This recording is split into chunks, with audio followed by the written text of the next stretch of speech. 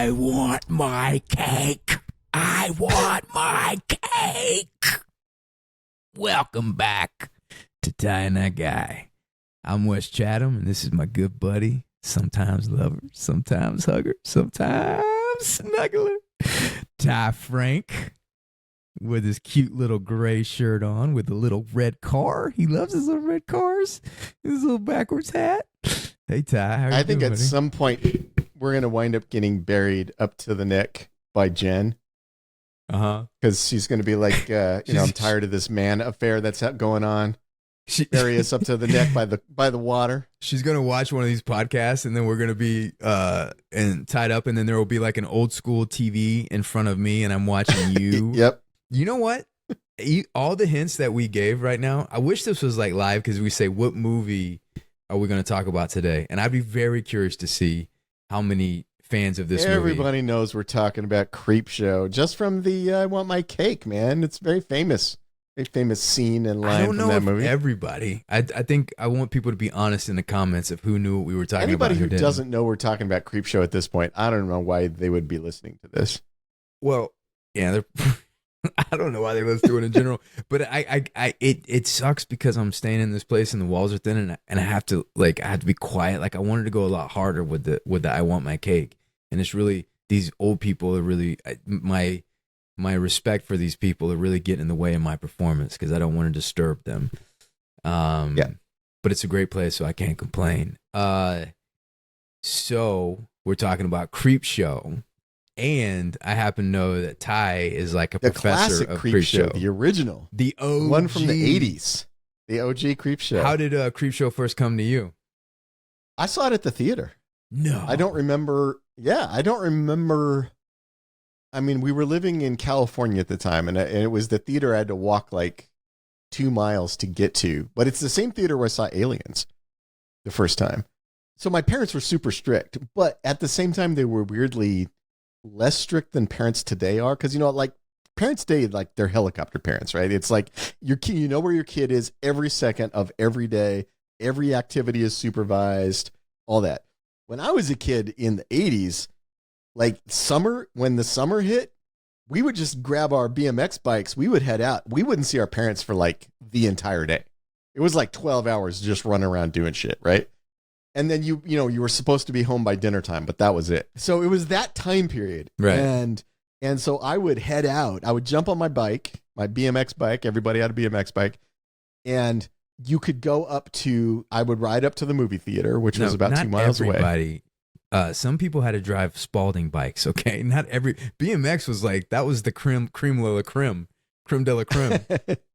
But I would ride up to the theater, and like, I could spend all day there, right? I mean, it was like, you would go there and you would just be there all day. They also had, out in the lobby, they had an arcade. So you play some Asteroids or some Space Invaders, whatever, then you go in and watch a movie. And that was where you'd hang out. And I remember going up there, and one of the movies they were showing is Creepshow, and I had never seen it, and I knew nothing about it. But what I did see on the poster was Adrienne Barbeau. And I was like, okay, if that person is in this movie, I need to see this movie. Because I was an Adrienne Barbeau fan. Like, I mean, curvy brunettes was always my thing. Like, I like me a brunette. Like, I must be because I grew up in California, I was never into blondes. A smoky-haired seductress on the poster. You bet I went in and saw some Creepshow. So that's why I watched it. And I remember it was like, I hadn't seen a ton of horror movies at that point. I mean, I had seen Alien. Alien was one of my favorite movies of all time.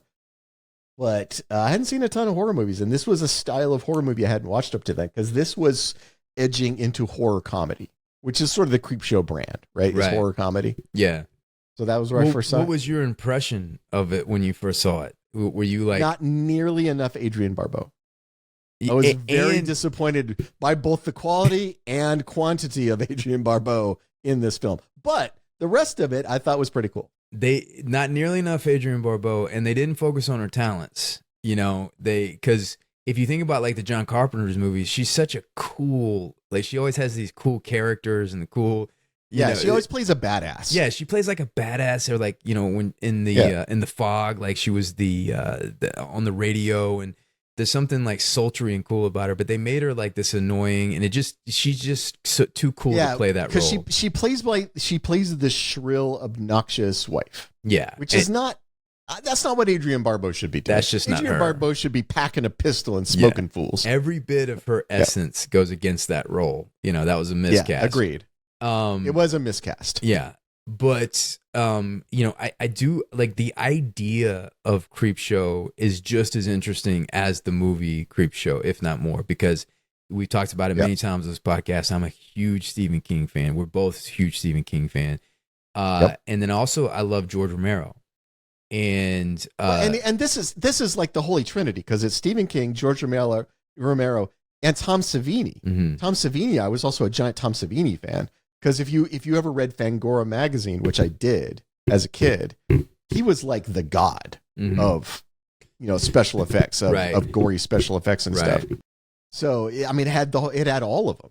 It had the whole package. Right. But then when you see it, it's not. I love horror anthology. I love anthology. We talk about Twilight Zone all the time, but I love Tales from the Crypt. And I think even our top 5 is like Cat's Eye. Like, we're going to go through like the best horror anthology things or whatever.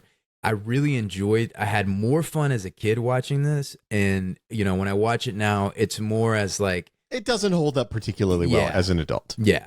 And there's nothing like genuinely scary about it. It's more like the celebration of horror and Tom Savini, and it's more about like having fun with it. Yeah, I agree. It's also about the joy of being a kid reading those old horror comics. I think Romero and King both grew up on the horror comics of the 60s and 70s and remember the joy of sneaking one out in the middle of the night so your parents don't see it and reading it under the covers with a flashlight and sort of the feel that you were looking at something you weren't supposed to look at, and the thrill of that, right? And I think really that joy permeates this movie. Right. It's an homage, and it models like it really goes back to those comic book stories where they're more fun. They're not like the greatest horror stories. They're not the great, and they're kind of simple and they're kind of obvious, but I really enjoyed it. And then the first one, first of all, the first Creepshow I saw was Creepshow 2. And yeah, I think a lot of people saw that one first. I saw that one first, and I really enjoyed it. And I think out of all the Creepshows, my favorite is the one at the pond where it has that like glob. Oh, that's like in the water. The thing in the lake is the best Creepshow episode they've ever done in one of the movies. It's so good. It's genuinely frightening. And I think we should do Creepshow 2 at some point, because we could spend a whole podcast on that short, and I love that. So that really got me into Creepshow. Then I go back and find out that, Stephen King did this with George Romero and went into it. And the first one is... This was also during the period when King was coked out of his mind. Yeah. So he did some weird shit during that period. Was this? Yeah, I guess this was. Was this pre? Yeah, this was pre Maximum Overdrive. I mean, this is before Maximum Overdrive. So yeah. So he's just getting warmed up then. Like he's just getting warmed up. I got to calm this some bitch down. So what was your favorite one of the Creepshows of this right now? Of these episodes? Yeah. Even though Stephen King's acting is terrible, I think the best representation of the horror comic episode is the lonely death of... Yeah. I forget what his name is. But if you read these comics, which I did when I was a kid, these EC style horror comics, that the episode where, you're a farmer and then there's a meteorite and then something terrible comes out of the meteorite and all this shit happens. That's very much felt like what reading an EC comic was like. You watch it now, Stephen King's performance is dreadful. It's dreadful. But it's still kind of fun to see Stephen King. I mean, he's one of the greatest writers in the history of literature. Is it dreadful, or is it's in the tone? Dreadful. I can picture in the tone of that comic book. Like I can picture... listen, there's no question he's not an actor. I get it. He's not an actor, but I definitely see... And he's he's being so over the top Yeah. that he tips over into caricature. Well, of course. And I think like the comic books are caricatures, right? I don't think that they are. You didn't like his like. I think I he gotta went cool too this far. son of a bitch off, you know, and like all that. You didn't think that would have been like that comic book character? I think he went too far. Okay. He's almost mugging for the camera, and that's too far. Right. Yeah. I felt as if he probably did a little bit of coke and was like A little bit. and is like, I am going to like just lean into the comic book of it all, and somebody that has never acted or really like studied the craft or anything like that, and that's kind of what he went for. I think there was something like unself-conscious about it that's fun. But if he wasn't, I agree that it is an unself-conscious performance. Yeah, but if he wasn't Stephen King, I would not watch that. I would not even care about it. The fact that he is Stephen King, it's like if I have so much respect for him, for all the hours of entertainment and characters and stories that he's given me. So like I see him, it's like seeing your favorite uncle, you know, on something, and you're like, look at him go. Exactly. That's exactly what it's like. It's like watching somebody you love doing something that's a little embarrassing, but you're there with them. You don't care. Yeah. You're like, go get him, Uncle Bob. Yeah. You know, knock this one out of the park. It does feel like that for sure, because you can't help but, if you're a Stephen King fan, you can't help but love the man. And so, you know, watching him kind of embarrass himself a little bit, you're still on his team. You're still on his side. My favorite is the epilogue and the prologue, or the prologue and the epilogue. By the way, very good. And another King is in there, because that's Joe. That's Joe Hill is the kid. And Joe Hill. Yep. And what I love about it is that retro father figure that doesn't really exist that much anymore, who's like played by the amazing classic Tom Atkins. Tom who Atkins is one of the great genre actors, and he's of a the Carpenter 60s, regular. 70s, and 80s. He's a Carpenter regular, but he was in everything. Like, Tom Atkins is the guy who anytime a movie wanted some class, anytime a movie wanted to class it up just a little bit, they brought in Tom Atkins, because he is an actor's actor.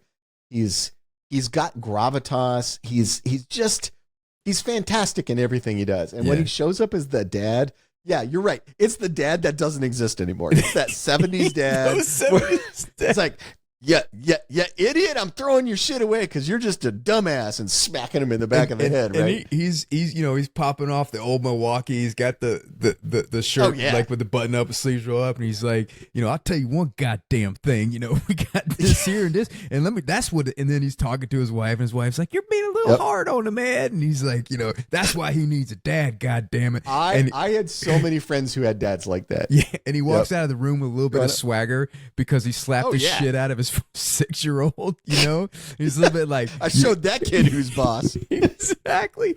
Like, the fact that he can have a little bit of like swagger of like beating his little kid, and he's in the chair, and he's like just going through the pride of his discipline, like the pride of like what he accomplished and how he's going to make his kid a better man, or turn him into a man. And the fact that he hides Playboys. Turn him into a real man. Yeah, into a real man. And the fact that he hides Playboys in his like tool chest that the kid saw and everything like that. It's hilarious. And it's like that kind of dad doesn't exist anymore, because he's probably in jail. And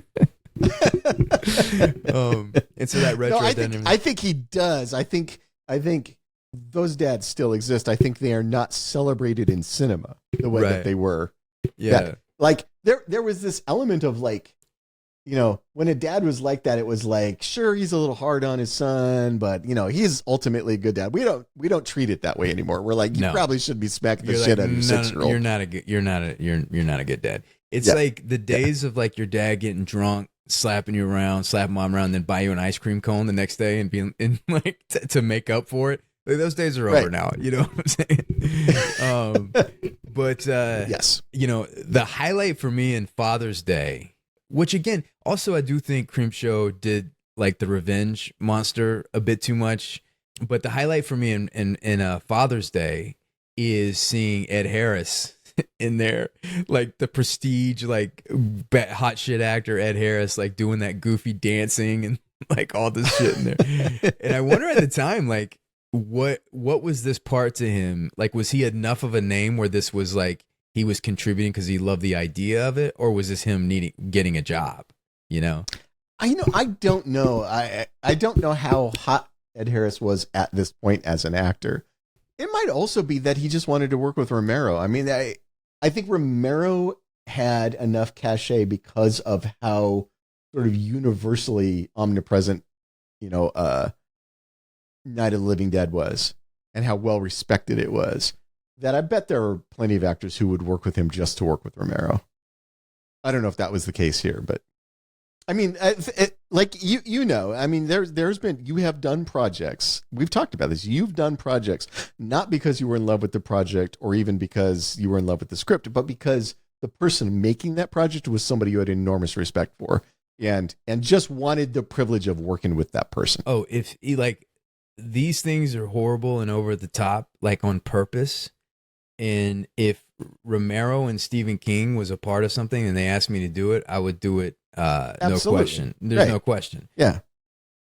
So, Father's Day is a story of they killed the father, the greedy, mean father. And then he comes back from the grave and then kills them all. So I'm like, you can have one of those in the Creepshow, but they have a few revenge come back in this. Like, oh yeah, because there's also the one where Ted Danson is boning the dude's wife. Yeah. And so he buries them up to their necks. And then after they drown, they come back as water zombies, I guess. I think that one's my second favorite because I think it's fun.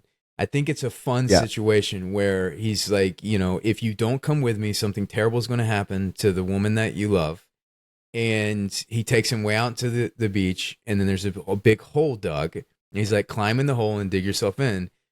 And it's interesting because you're like, what the fuck is he doing? He digs himself in. And then I love the 80s technology of it all. Like he has to go and he has a spoil of cord that went all the way from his house. Yeah. Well, you gotta get your CRTs out there. Yeah. And then he has like the Panasonic like VHS recording him in the face as he's doing this. Yep. Then he goes home. It's like, why not just bury them next to each other and then stand there and watch them as they drown? But then he goes home and turns on like his 8 TVs, and then he has one of those TVs on Ted Danson and the other one on the living. Because he's got to get a cocktail. and then he has a cocktail. Goes home and he makes himself a cocktail. Yeah, but then he has. I understand that. But then he has a moral dilemma. Like he's like watching and he's cracking up and he's laughing, and then he has a dilemma of like, he kind of gets sad and kind of sits off to the side, kind of like feeling bad about it, and then, so I think like, it's funny now, but like if I could redo one of the Creepshows, it's like, the climax doesn't live up to the setup. Like it's a really fun, interesting setup where he kills them both and then he shows up and their bodies aren't there, and the computer's there, whatever. Right. But then they're like, water monsters, and it's like, they're just water zombies. Yeah, they're water zombies, and then they come and they kill them, which isn't that fun. But it's fun seeing Leslie Nielsen in there and doing a thing. And then, we could talk about the one where Barbeau is misused, and that's the crate. But what hot shit actors in this? Yeah. Yeah, no, the cast of this is pretty great. I mean, you got Leslie Nielsen, you got Tom Atkins, you got Adrienne Barbeau, you got Hal Holbrook. Yeah, I mean, it's a pretty interesting cast. The crate, I think, is the one that, other than the misuse of Adrienne Barbeau, is the one that is most effective as the second most effective after the Stephen King one as an EC horror comic, because this is a very EC horror comic plot where it's like, they find this horrible monster. They don't know what to do with it. They got to get rid of it. And the guy's like, you know what? My wife is horrible and I don't like her. So I'm going to trick her into opening the box and being eaten by the monster. Right. That's a very EC comic plot. Right. I don't even want to talk about they're creeping up on you. I do not like roaches. And that one is not, I can't watch that one. That's like that's like the butt scene. So I do want to talk about that one, because the thing I want to talk about with that one is what. So the thing that was always true of the EC comic style horror is, and it was often ham-fisted, almost always ham-fisted, but there was always a moral lesson, right? It was like, don't murder people because they might come back as zombies. You know, don't beat up your wife because she might do whatever. You know, that's not true of the Stephen King one. There's no moral lesson there that like he didn't do anything wrong. All he wanted to do was like take that meteor and sell it, right?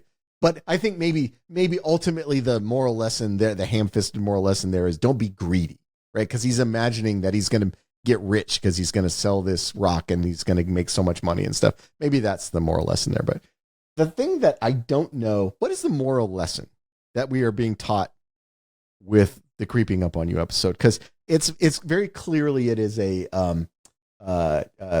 Howard Hughes story, right? It's the super rich man who gets germophobic and all of that and locks himself in his white spotless condo where everything has to be super clean all the time, and then bugs show up and start attacking him. Why is it because what has he done to earn the wrath of the bugs? Is it just because he's rich and locking himself away from the world that makes him worthy of punishment?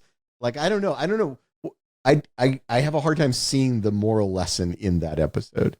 Do you have any theories on what that episode's trying to tell us? Or is it just trying to tell us like bugs are gross and here's a guy who doesn't like bugs and gross bugs get all over him and then he dies? No, you know what? I don't know because I don't watch it. I've seen it once, so when I get to it now, I'm like, I'm not watching that one because the at the end when the roaches when they poke his body and the roaches are all in his body, that's gross out horror is not for me. That's not the horror. But I seem to remember that he was not nice to the people that worked for him.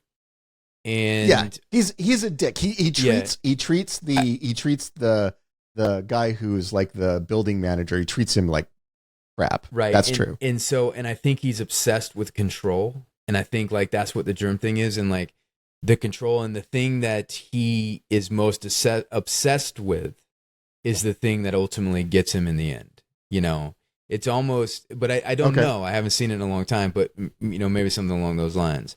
But it does have the most frightening moment to me, and I don't mean frightening in like the monster's about to kill you moment, but the moment where like if that happened to me, I would immediately be freaked out. Yeah, and that is where he goes to make himself a smoothie. Oh no! And he's like blending, and then he looks in the blender, and there's like bug parts in there. Oh my god, that freaks me out because if that happened. So do you want? Let me tell you my Creepshow moment, my real life Creepshow moment. Can I tell you my real life Creepshow moment? Yeah. And this fucking got me.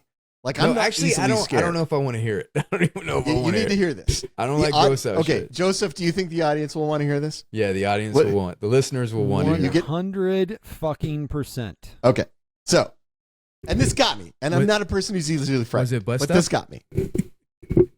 I'll let you decide. I'll let you be the judge. Oh, it might be. Oh, that's interesting. So I'm home, and I think this was after we shot. This might have been no. This is when Janae was still going to undergrad. So the reason that this is important is Janae wasn't home. My wife wasn't home, and she had been gone for quite a while. But that was when she was doing her undergrad. She would be in the studio when they were working on a big project. She'd be in the studio for like 30 hours straight getting a project ready. So it was probably one of those periods. I had made for her some brownies. So there was like a pan, and you know when you make a pan of brownies, after a while, like you get most of the brownies but there's still like the residue of brownie, and you can kind of scrape it off, and it's like crunchy brownie, so it's tasty, right? So I had scraped up so there was like a pile of brownie crunch of like brownie bits, and all the brownies were gone, but there was still brownie dust, you know, brownie scraping. And I had put it next to, I was watching TV or something, and I put it next to the futon, and I had been reaching in and just grabbing like brownie crunchy stuff with my fingers and eat. And then at one point, like I felt like I saw something out of the corner of my eye, and I wasn't sure what it was. So I turned and I look, and the brownie dust moves, like it lifts up. And what lifts up out of it is this huge black spider. I don't know how this spider got into the pile of brownie scrapings. I don't know how it got in there, but it was covered with it, and then it lifts up out. Now, I obviously hadn't eaten any of the spider because he was still intact, or she was still intact. You ate her babies. The image of this thing lifting out and the brownie stuff like falling off of her as she lifted up out as I was just about to reach for more, I flipped the brownie pan. Like I flipped it, like I threw it across the room, scattering brownie dust everywhere in the TV room. Like it fucking freaked me out. So then later I had to come vacuum up all this, like, and I hope I vacuumed that fucking spider up too, because it was her fault for scaring the shit out of me. I don't know how she got in there. I don't know how she got in the brownie pan. I don't know how she got under the brownie scrapings. I don't know how any of those things happened, but she was in there, man. First off, hold on. Don't assume why do we have to assume it's a lady, right? Why are you gendering the spider? Because big spiders are always girls. Okay. Second of all, it could have been a lot worse. It could have been a roach. I would eat 5 spiders before I would even touch a roach. So if somebody was like, you can either eat this one roach or you can eat 10 spiders. 5 spiders. 10 spiders? No, 5. Okay, so you're drawing the line at 5 I draw spiders. the line at 5 spiders. You eat these 5 so spiders. So roaches are 5 spiders worth of gross. Yes, 5 spiders. That's how we measure it. 5 spiders worth of gross. But that is a terrifying story that it rose up out of the brownie. Right? Yeah. Like it rose up like it was like getting ready to fight me over the brownies. Like how the fuck did you get in there? You want to do the top 5 horror anthologies? No, he doesn't. Like fuck you guys. He already left. He went to dinner. Fuck you guys. I'm going home. No, I thought, are you guys legitimately done? There's nothing else you want to talk about? I want to talk about the greatness that is Adrienne Barbeau and how the greatest sin that this movie commits is wasting her. Oh, I do. Yes, I do, Joseph. Good one. But there is a very funny scene having to do with this movie. So George Romero wanted Joe Hill, Stephen King's son, at the time, to be in this movie. He thought he was cute and thought he'd be great for this role for the kid. So this was a fun thing that Stephen King and Joe Hill did. They drove from where they were staying, where they lived. They did a road trip all the way down to shoot this movie, and then they were going to drive back. So they shoot this movie. So Tom Atkins slaps the shit out of Joe Hill in the movie, and there's a big red handprint on his face when he goes there. So Joe Hill, Stephen King get in the car. They're driving home very late at night. Stephen King lit up a smoke, had a beer. Of course. Going down the road, of course, 80s thing like that. And Joe Hill wanted a milkshake. And he was like, I want a milkshake. I want a milkshake. And he chanted until Stephen King was like, all right, God damn it. And went into McDonald's to get him a milkshake. When he pulled into the thing to get a milkshake, did he still have the red mark? No. So when he pulled into the thing to get a milkshake, Joe Hill was still going, I want a milkshake. I want a milkshake. So finally, as they're opening up the doors, Stephen King's like, all right, we know you want a milkshake. You get a milkshake. Da-da-da. And then turns back, cigarette, beer in hand. And Joe Hill has that big red handprint, like he just slapped the shit out of him to get the milkshake. And he said, and they handed him the milkshake. I mean, this is the 80s. They probably see it all the time, but they were like, wow. That's a great story from there. Couldn't shut that kid up. Even gave him a smack. But I love the idea of Creepshow, and I think that nobody would put money and time into something that's just celebrating something niche that somebody loves, and I love that, and I enjoy that, and that's why it's one of my favorite streaming services, Shudder, now has the Creepshow series that they're doing. How is this? Have you seen? Is it in the tone of the? It is. Yep. And some Joe Hill stories have been adapted for it. Is it one act kind of things, or like how long is the? I mean, it's very it's very much an anthology. It's very like each thing is its own little thing. Yeah. Okay. What's the top 5, Joseph? Well, we have best horror anthology. It's a very short list. I wonder if you have the one I'm thinking of on. This is what the patrons came up with. Love Cat's Eye. I have Cat's Eye's. I have a lot of affection for VHS, the original VHS. But the one that's not on your list that is conspicuously absent is ABCs of Death. ABCs of Death is got some really great episodes in it. And does Grindhouse count? Yeah, it's got 2. I guess it does. It has 2 episodes. I wouldn't really consider it an anthology. It's not really, right? What's the one with gosh, now I'm blanking on his name. The Kurgan. He had a good mortuary. Is it the mortuary something? Yeah, that's the one I was thinking of. Yeah, anything with the Kurgan in it is awesome by definition. Clancy Brown is what the about best. the one where there was some gangsters and they get in like a shootout. They show up. There's an old guy. There's like an old. I don't know if they go to like a mortuary. But so there's Tales from the Hood. Tales from the Hood. Which is where they go, and the mortuary guy is talking to the kids. Yeah, Tales from the Hood is actually not bad. That one also has Snoop Dogg, right? I think Snoop is in that one. And you realize at the end that they were dead. Yeah. That was a good one, and it had the one like where, Tales from the Hood, and then it had the one where the slaves were in those little dolls. In the mansion one. I love Cat's Eye. And I wouldn't say Twilight Zone is a horror anthology. I think it's more. It's broader in genre. I wouldn't. It's a genre anthology. There are some horror episodes in it. There's also the Kick the Can episode, which there's no horror at all in that.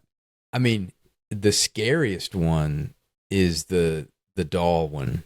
The scariest out of all of these is the Twilight Zone with the doll one, where the guy tries to throw it away and it comes back, keeps coming back. Anyway, Talking Tina. Yes. Yeah. Talking Tina, that scares the shit out of me. And then, dude, my favorite Cat's Eye is when James Woods wants to quit smoking. What a great idea! Like, oh yeah, you're gonna quit smoking, and that was fantastic. All right, so we needed number 5. I think Tales from the Crypt has got to be in there. Yeah, there's some wonderful Tales from the Crypt. Agreed.